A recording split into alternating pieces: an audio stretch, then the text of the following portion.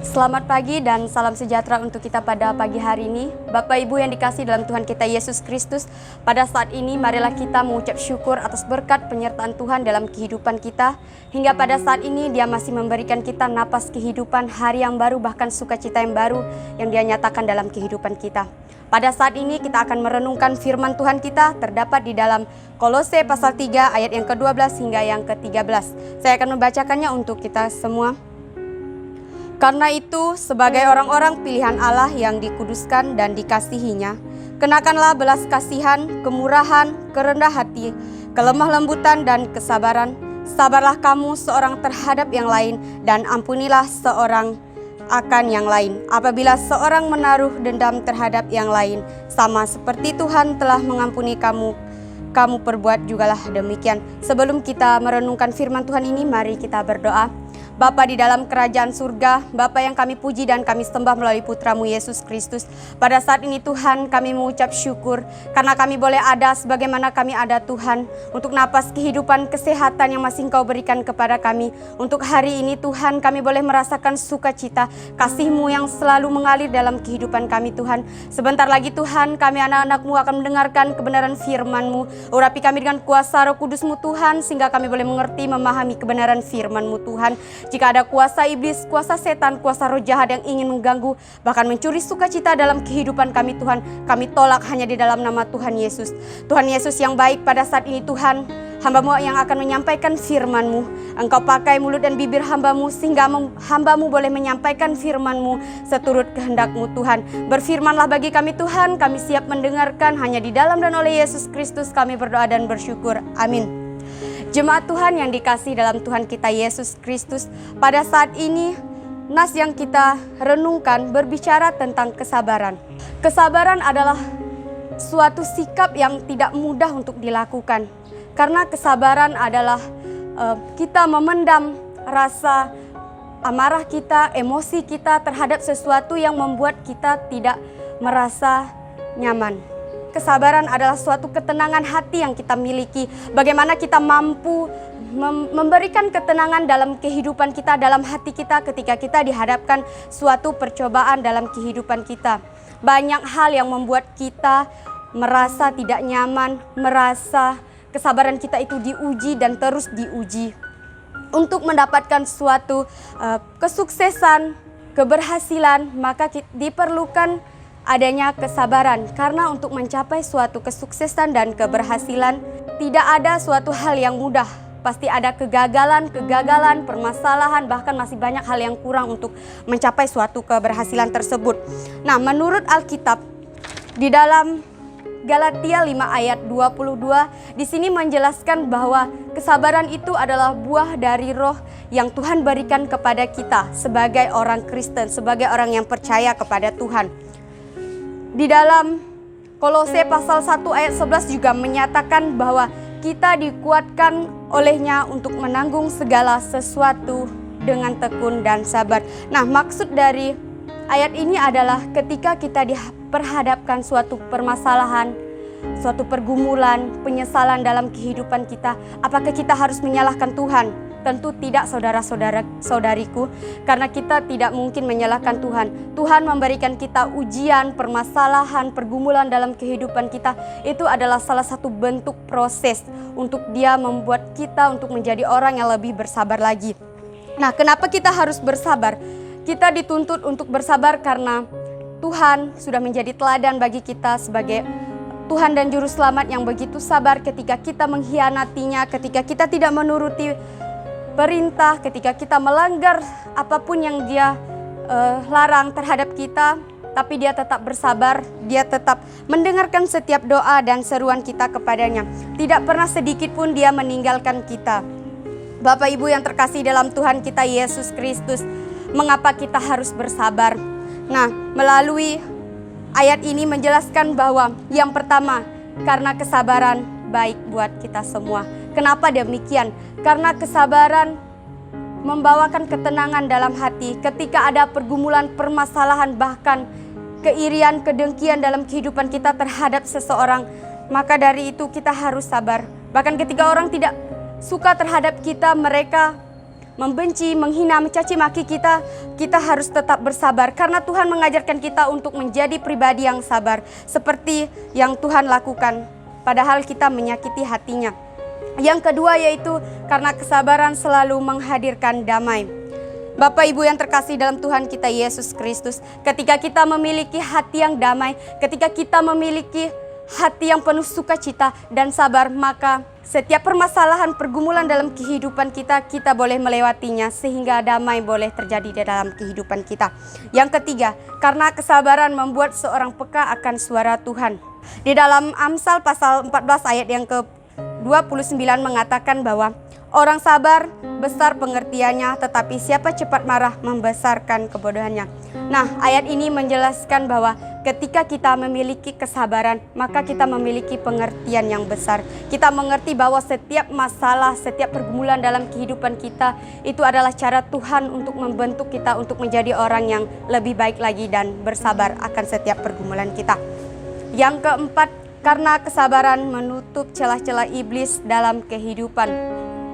Bapak Ibu yang terkasih dalam Tuhan kita Yesus Kristus, di sini menjelaskan bahwa ketika kita tidak memiliki kesabaran, ketika kita dipenuhi rasa kekhawatiran, emosi, bahkan temperamen yang kita miliki, itu adalah salah satu celah membuka untuk iblis memasuk dalam kehidupan kita, membuat kita menjadi orang pemarah yang biasanya tidak jelas. Lalu selanjutnya, bagaimana cara kita supaya memiliki kesabaran? Yang pertama, sediakan waktu untuk membuang sifat sombong dan arogan. Sebagai orang Kristen, kita harus mempunyai waktu untuk Tuhan, waktu untuk diri kita sendiri, untuk mengubah kehidupan kita untuk menjadi orang yang lebih baik lagi, membuang sikap sombong, arogan yang kita miliki. Dengan demikian kita boleh menjadi orang yang sabar, karena setiap apa yang kita miliki pada saat ini di dunia ini itu bersifat sementara. Jadi tidak ada yang perlu kita sombongkan. Apapun yang kita miliki pada saat ini itu sifatnya sementara. Kemudian yang kedua, sediakan waktu untuk merenungkan dan memperkatakan firman. Di sini menjelaskan bahwa ketika kita dihadapkan permasalahan dalam kehidupan kita, hendaklah kita menyediakan waktu kita untuk merenungkan firman Tuhan. Firman Tuhan mengajarkan kita untuk selalu mempunyai sikap yang sabar, membuat hati kita damai, ketenangan. Memang ketika kita memiliki permasalahan itu tidak mudah, rasanya itu tidak enak ketika kita memendam suatu permasalahan, apalagi tidak diungkapkan. Nah, di sini firman Tuhan mau kita merenungkan supaya kita mau merenungkan firman Tuhan, mendengarkan serta melihat nasihat-nasihat apa saja yang terdapat di dalam firman-Nya. Kemudian yang ketiga, pilihlah mana yang harus menguasai pikiran dan mana yang harus kita buang. Di sini Tuhan Yesus mau kita memilih-milih apa saja yang benar-benar harus menguasai pikiran kita dan apa yang kita buang. Di dalam kehidupan kita seringkali ada perbuatan positif dan negatif yang kita lakukan. Yang harus kita ambil adalah sikap positifnya. Setiap masalah yang kita hadapi atau pergumulan, jadikanlah itu suatu pelajaran dalam kehidupan kita, sehingga tidak ada yang namanya ujian itu membuat kita gagal, tetapi dengan ujian yang kita hadapi boleh menjadi pelajaran, dan kegagalan-kegagalan itu boleh menguatkan kita menjadi orang yang sukses. Kemudian yang keempat, belajarlah menguasai diri dalam segala hal. Yang kelima, berdoa. Ketika kita merasa bahwa dunia ini tidak adil terhadap kita, kita dituntut untuk bersabar. Ketika orang tua kita sakit-sakitan, bahkan mengalami kebangkrutan, kemiskinan, bahkan orang-orang sekitar kita menjauhkan kita, maka dari itu kita harus berdoa. Kita berdoa supaya mereka menjadi pribadi yang lebih baik lagi dan memilih untuk hidup dengan bersikap dengan sabar. Dengan demikian mereka dapat bersyukur untuk kehidupan yang mereka alami pada saat ini. Kemudian kita juga harus bersyukur. Bersyukur memang tidak membantu kita dalam menyikapi seperti sikap sabar, namun melalui kita bersyukur dalam segala hal dapat membuat ketenangan hati, dapat membuat kita berpikir positif. Kemudian berkat apa saja yang dapat orang Kristen terima ketika mereka bersabar? Yang pertama, jiwanya tenang. Dengan mereka sabar, mereka memiliki jiwa yang tenang. Dengan mereka sabar, mereka dapat mengelola emosi mereka, sehingga emosional yang mereka miliki, mereka dapat menahannya. Ketika mereka diperhadapkan permasalahan pergumulan, maka mereka akan berdoa dan bersabar untuk menghadapinya. Karena ujian dan proses yang Tuhan berikan, yang Tuhan nyatakan dalam kehidupan mereka, itu adalah salah satu jalan menuju kesuksesan. Yang kedua, sahabat yang banyak. Ketika kita menjadi orang yang sabar, orang yang peduli terhadap orang lain, maka kita akan membawa damai terhadap orang lain, sehingga mereka boleh merasakan bahwa kita adalah pribadi yang membawa damai. Apapun yang terjadi dalam kehidupan kita, hendaklah kita selalu bersabar. Kemudian, kerinduan selalu berada dekat Tuhan. Di sini ketika kita seorang Kristen diperhadapkan dengan pergumulan kehidupan kita, hendaknya kita bersabar. Sebab itu ketika kita sudah bersabar, maka dari itu kita memiliki kerinduan yang selalu dekat dengan Tuhan. Dengan demikian kita selalu ingin mendengarkan bahkan mencari tahu tentang kebenaran firman Tuhan. Kemudian banyak mengalami dan merasakan kasih, berkat serta mujizat-mujizat Allah yang luar biasa.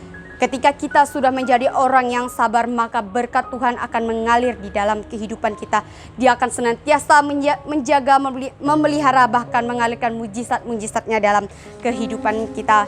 Hingga pada saat ini Tuhan selalu menyertai kita.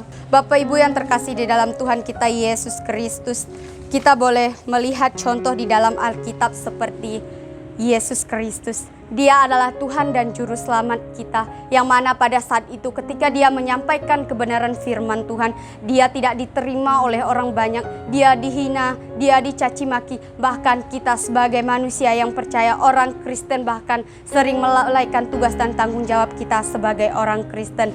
Tapi apakah Tuhan Yesus marah kepada kita? Apakah Tuhan Yesus murka kepada kita? Tentu saja Tuhan merasa kita adalah manusia yang tidak taat kepadanya. Tuhan ingin kita memiliki iman dan kepercayaan kepadanya. Namun dengan kebesaran hatinya, kerelaan hatinya, kesabaran hatinya yang dia miliki, dia dapat menuntun anak-anaknya yang mau percaya kepadanya untuk menjadi lebih dekat kepadanya.